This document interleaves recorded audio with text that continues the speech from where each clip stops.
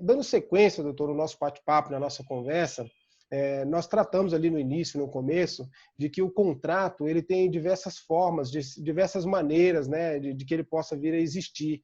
Nós mencionamos ali o contrato de compra e venda no comércio, o contrato de prestação de serviço aí de transporte público. Hoje nós podemos ir até um pouco mais além e falar dos aplicativos de transporte, Uber 99 e uma série de outros aí, né?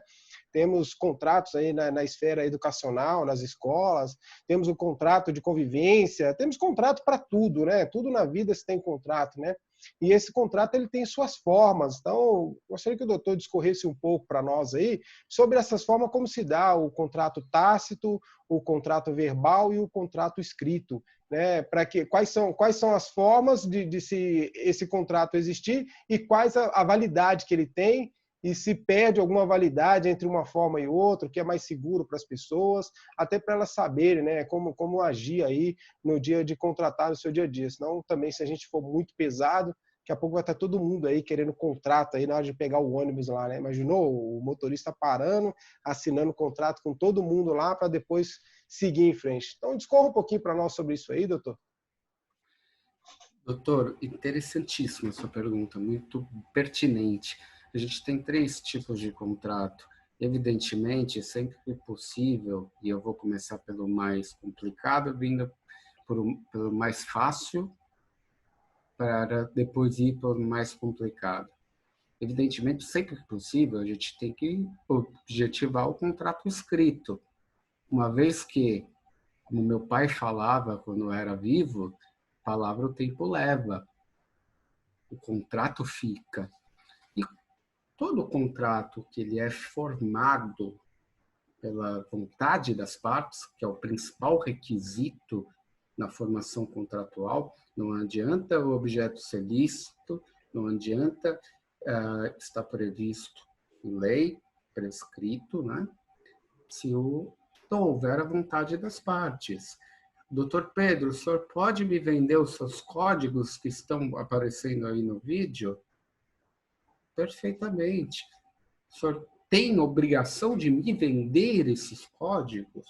O senhor, pessoa física, que não é uma pessoa que trabalha na relação de consumo, de venda de livros? Não, o senhor não tem essa obrigação. Então, veja, a autonomia da vontade é o primeiro indício da formação contratual.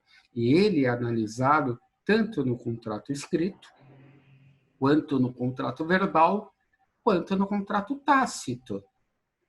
As partes tinham vontade de contratar, as partes contrataram de que forma?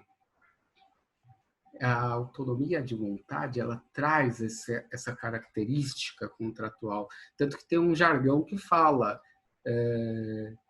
o que está no contrato é lei.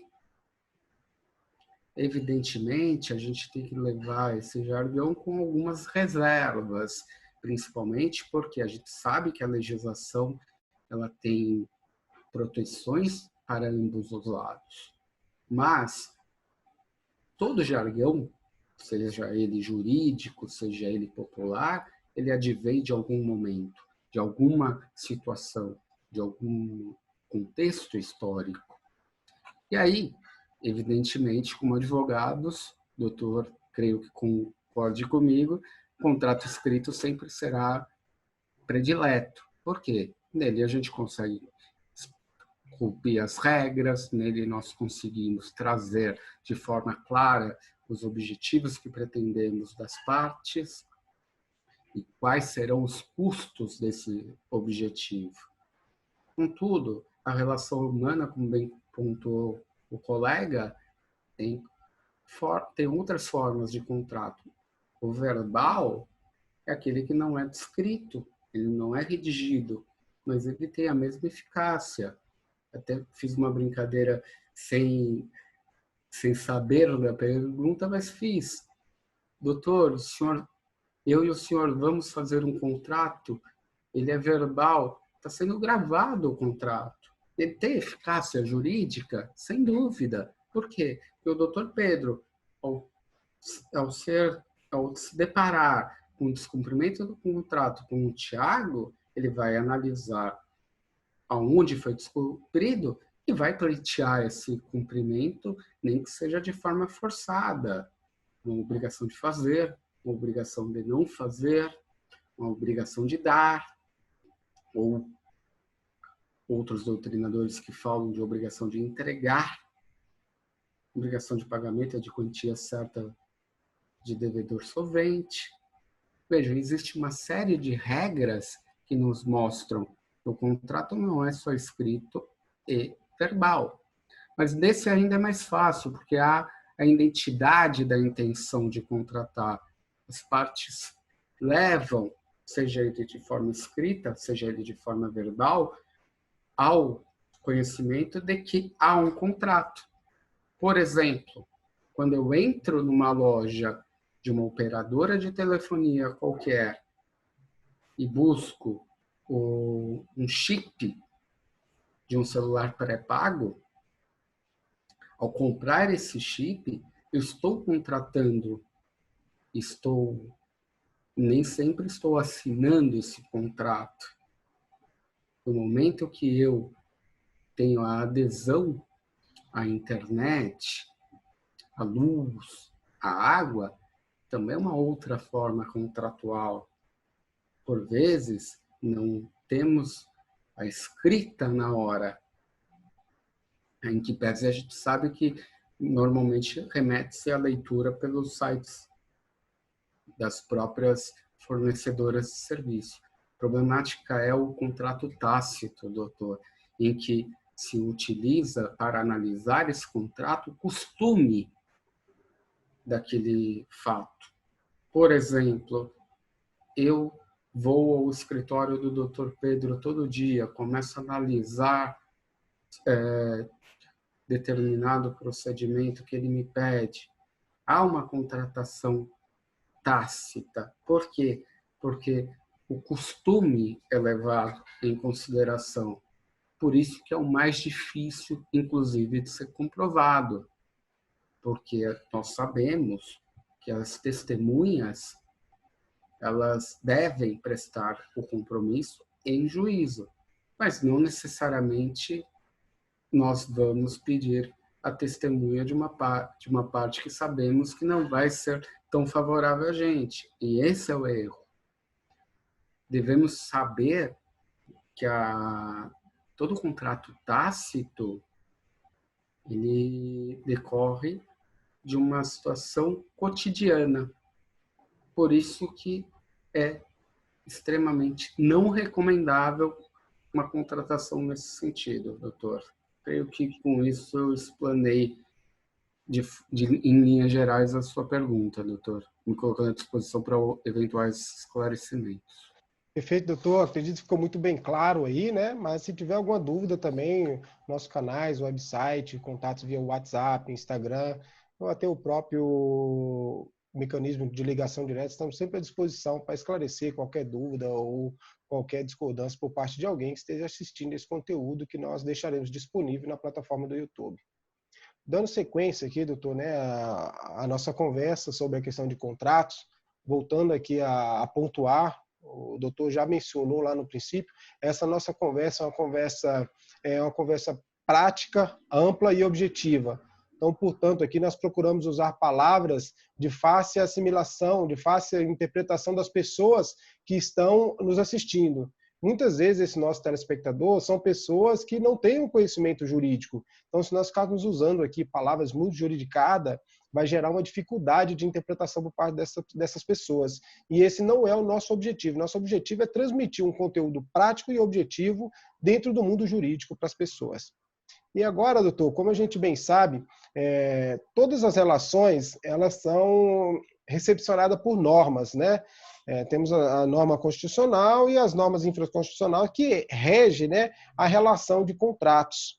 E essa relação de contratos, quando ela vai ser elaborada, vai ser montada, vai ser redigido, ou até mesmo contratado de qualquer uma das três formas, ela precisa obedecer aí alguns princípios, né? E princípios a gente sabe que é uma questão de interpretação de quem está ali analisando. Só que para o nosso bate-papo de hoje, nós não precisamos aprofundar muito. Então, vamos pegar aí os princípios básicos do contrato, doutor, e se possível, se eu pontuar para nós aí, cada princípio e qual a eficácia dele para o contrato. Exemplificando aqui o princípio da autonomia de vontade. Então, doutor, dizer aí o que é esse princípio, para que as pessoas possam compreender um pouco alguns princípios aí que norteiam a relação de contratos. Bem pontuado, doutor. Todo princípio é a base de uma relação. Veja, a gente tem princípios de formação humana, nós temos princípios escolares, e no direito não é diferente. O princípio é o início, é algo que a gente tem que ter fixado, que alicerça, que dá sustentáculo à nossa formação contratual, como é o caso da presente entrevista.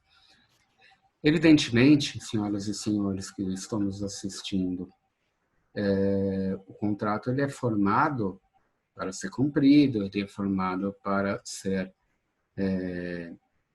findado, mas a realidade é que nem sempre o contrato chega ao fim pelo seu meio natural. E se ele não tiver alicerçado nos princípios constitucionais, no arquétipo constitucional e na legislação infraconstitucional, teu contrato pode ser discutido em juízo. Tá? Então, trazendo o principal princípio no direito contratual é a autonomia de vontade. Inclusive, se ela não for identificada ou se ela for mitigada de alguma forma, temos ciência que a possibilidade de rescisão contratual. Autonomia de vontade é o meu direito de poder contratar. No direito civil, o contrato ele pode ser formado nos termos do artigo 104 do Código Civil. Pessoa capaz, objeto lícito e forma prescrita ou não defeso em lei. O que vale dizer? Pessoas capazes. Eu posso contratar com uma criança de 3 meses de idade sem nenhum tipo de assistência, sem representação? Não posso, porque a criança ela não tem autonomia de vontade. Uma criança de 3 meses de idade, e aí é proposital a idade indicada, ela simplesmente ela faz 2 coisas na vida. Ela faz 3 coisas na vida. Ela come, dorme e chora. E é natural, é a formação mais peculiar do ser humano. É o primeiro momento que ele está na Terra, são os primeiros meses de vida. Você consegue conversar com ele, explicar para ele, para essa pessoinha, que ela tem o direito de contratar, que ela pode assinar um contrato, que esse contrato ela pode ser cobrado em juízo?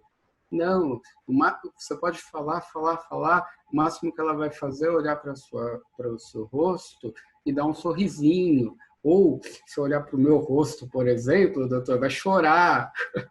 Mas, brincadeiras à parte, a autonomia de vontade, ela afigura justamente na possibilidade de eu ter o livre-arbítrio. Que é a principal reivindicação humana desde os idos da antiga Grécia. Veja, tiveram-se revoluções buscando a autonomia de vontade, o reconhecimento dessa autonomia. Uma delas é a própria Revolução Francesa, em que foi discutido pela Declaração Universal dos Direitos do Homem e do Cidadão, justamente a possibilidade do cidadão ter essa autonomia de votar, autonomia de contratar, autonomia de prestar serviço a quem quer que seja, mediante remuneração que entenda justa. Foi o início do capitalismo. Evidentemente, senhoras e senhores, não vou lhes cansar com leitura de artigo. Acho que até seria impertinente. Mas alguns princípios estão na Constituição Federal, outros princípios estão no direito civil. Vou tomar liberdade de continuar os princípios, doutor. Vou falar, por exemplo, do princípio da obrigatoriedade do contrato. Evidentemente, senhoras e senhores, a gente não contrata para não ter o objetivo final. Por isso que lembrem-se que eu usei o jargão popular. O contrato faz lei entre as partes. Evidentemente, temos que levar isso com uma certa reserva, vez que o contrato ele faz lei entre as partes desde que não defesa em lei. O que é não defesa em lei? Não seja proibido pela legislação. Veja, eu posso contratar com o Dr. Pedro a compra de determinada substância ilegal? Não, não posso. Por quê? Porque não é lícito o objeto. Posso contratar com o filho do Dr. Pedro, ou com a filha do Dr. Pedro, recém-nascido? Não, não posso. Por quê? Porque eles, por mais que eles tenham personalidade dentro dos quesitos da personalização jurídica, e aí a gente fazendo, evidentemente, uma diferença entre pessoa física e pessoa jurídica, eles não têm autonomia de vontade. Veja que a própria legislação defende a busca reservada de contratação de pessoas com incapacidade total de raciocínio ou incapacidade total cognitiva, porque essas pessoas, evidentemente, não conseguem interpretar o que é e como é a relação social, o que é direito e o que é dever. Então, o contrato ele sempre é feito, ele é sempre elaborado para ser cumprido. E, evidentemente, que a gente relativa os efeitos do contrato. Um contrato entre mim e o Dr. Pedro não pode fazer frente ao João ou a Maria. Por quê? Porque eles não estão naquela relação contratual. Evidentemente, alguém pode perguntar, mas, poxa, eu fiz um contrato de locação com determinada pessoa e me foi exigido um fiador. Mas o fiador ele assinou o contrato, concordando que ele assumiria eventual dívida. Então, ele faz parte da relação contratual.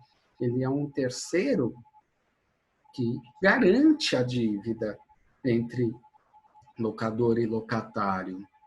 Então, veja, os efeitos do contrato ele só pode atingir as partes que estão ali relacionadas. Eu não posso deixar que aquele efeito contratual atinja um terceiro.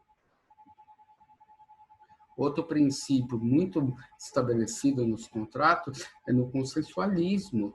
O contrato ele é consensual, ele vai exatamente ao encontro do princípio da autonomia de vontade. Não há como possibilitar um contrato não consensual. Evidentemente, os senhores devem me perguntar, mas eu não contratei com a operadora de telefonia. Evidentemente que a legislação traz algumas exceções, mas você contrata, se quiser, e dentro do valor que pretende pagar na telefonia. E nesse ponto você adere àquele determinado plano, àquele determinado serviço. Por isso que o contrato, nesse caso, é denominado de contrato de adesão. E a gente tem dois princípios que norteiam toda essa conversa. Primeiro é o princípio da função social do contrato. O contrato ele tem que promover uma justiça comutativa, diminuir as desigualdades. Ele tem objetivos claros entre os contratantes. Ele enaltece a autonomia de vontade. Eu não posso contratar, por exemplo, com o Dr. Pedro, obrigando ele a me entregar as doutrinas, como já mencionado anteriormente, por preço vil. Preço vil é preço irrisório, tá? Não posso. Por quê? Porque haveria um desequilíbrio. Imagine os senhores exigindo que o Dr. Pedro me entregue esses 6 livros aí, que eu vejo, por R$1 os 6. Qual o prejuízo que o Dr. Pedro terá se ele tiver que recomprar esses livros? evidentemente, há uma função social no contrato. Quando a gente fala, por exemplo, há algum tempo atrás, com a limitação do valor do combustível, quando da greve dos caminhoneiros. O posto de gasolina, ele pode ter a liberdade de contratar e ele pode praticar o preço que ele quiser, desde que não seja exorbitante. Hoje, a gente vive uma triste realidade social, a gente vive a pandemia. E quem é pego vendendo, por exemplo, álcool em gel em valores exorbitantes, além de praticar um crime tipificado na relação de consumo, ele desprestigia a função social, uma vez que o álcool em gel hoje é essencial para a manutenção da higiene, para a proteção da própria vida do ser humano. E aí a gente parte para o último princípio, doutor, que é o princípio da boa-fé objetiva, cuja essência se dá no sentido de que as partes se comportem de forma correta, não só durante o contrato, mas na formação deste contrato e também depois, após o término do contrato. Veja, se eu começo o contrato de forma errada, se eu começo um contrato de forma desbalanceada, evidentemente, senhoras e senhores, esse contrato vai ser de forma errônea. E nisso a gente tem que ter muito bem pontuado, uma vez que o governo, e aí eu falo Estado, ele tem autonomia para intervir na relação particular. Quando eu pratico um contrato de má fé, ou não caracterizado a boa fé, como exemplo da doutrina dado há pouco, o juiz ele pode vir a mim e falar: Tiago, você pagou um preço irrisório, ou você complementa o valor a ser pago, ou você devolve as obras que você pegou mediante esse contrato com um preço vil. Senhoras, evidentemente, exemplos temos inúmeros. A verdade é uma só. A gente tem que entender que a gente espera aquilo que a gente faça com os outros. Então, se a gente planta o bem, a gente vai esperar o bem. E essa é a legislação objetiva, essa é a boa-fé objetiva. Lembre-se que no direito civil, a boa-fé é presumida, a má-fé que é comprovada. E é por isso que a gente traz à tona toda a formação principiológica do contrato. Creio que, resumidamente, acabei estendendo um pouquinho, doutor Pedro, mas creio que, resumidamente, é isso. Legal, doutor. Falar de princípios, né, realmente é um tema assim bem complexo, bem extenso, né? Dificilmente, né, nós conseguiríamos aí tratar de algum tema que relaciona princípios sem não elevar um pouco mais a fala, né? Porque princípio é uma coisa minuciosa que dá origem, né? Eu sou do interior e quando criança a gente sempre ouvia falar, né? Ah, aqui o contrato é no fio do bigode, aqui é na palavra. Mas naquele tempo a palavra tinha muita validade, o fio do bigode tinha respeito. Hoje a sociedade modernizou, as pessoas modificaram o seu jeito de ser, seu jeito de agir, e costumeiramente quase não se existe mais aí essa confiabilidade no fio do bigode ou na palavra ali que foi estipulada em uma determinada contratação. Eu gostaria Veja, só de... doutor, complementando só a sua fala, o senhor deu um exemplo de uma situação que a gente sequer conhece o contratado. O Uber. Hoje a gente pega um aplicativo, pegamos nosso celular, selecionamos o trajeto, a gente sabe de antemão o trajeto que a gente vai percorrer. Verificamos o preço, na aceitação é indicado o motorista. Quem é o motorista? Não sei. Qual o carro que virá? Também não sei. Veja, tudo isso vai ao encontro da própria situação contemporânea que vivemos. Só um adendo, doutor, complementando, trazendo também um exemplo que o senhor deu com muita propriedade, mostrando que hoje em dia a situação social, a contemporaneidade nos traz uma outra visão. Legal, doutor. E Foi até bom pontuar aqui, doutor, porque como esse conteúdo ele vai ficar disponibilizado na plataforma aí por período aí não determinado, por um período indeterminado, né? Nós não temos o interesse aí de desfazer desse conteúdo, porque para nós será como um acervo, né? Um acervo aí que vai perdurar até quando nos for possível manter esse tipo de tecnologia. Então, hoje é 6 de maio de 2020, o Brasil, o mundo está passando por uma calamidade por uma doença chamada Covid-19, é um vírus, né, que está infectando aí um volume muito grande de pessoas, e por este motivo é que a nossa entrevista está sendo aqui de forma virtual. O doutor Tiago está lá na residência dele, em um outro ponto aqui da capital de São Paulo. Eu estou aqui no meu escritório, na Zona Sul, em uma distância aí quilométrica um do outro, e buscamos aqui, em conformidade, em comum acordo, pactuado de forma verbal, né, doutor? De tratar deste tema, deste assunto. Um contrato, né, doutor? Um Contrato verbal. contrato sem remuneração, com cláusula Exatamente. aí de exposição da imagem, né? Então, nós utilizamos deste meio para poder conseguir aproveitar o nosso tempo o máximo possível, gerando conteúdo para disponibilizar para você aí que nos assiste e nos acompanha aí nos nossos canais de divulgações. E